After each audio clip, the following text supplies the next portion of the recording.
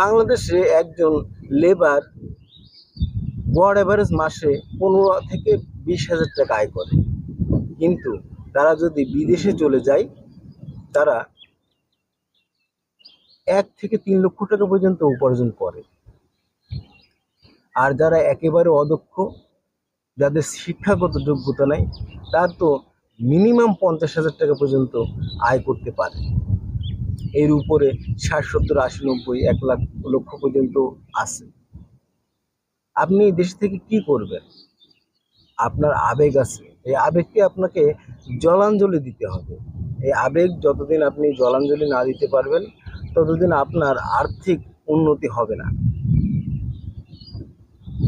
আপনি বাংলাদেশটাকেই প্রথমে বিদেশ মনে করেন, ঘর থেকে বের হন, বিভাগীয় শহরে যান, ঢাকা যান, খুলনা যান,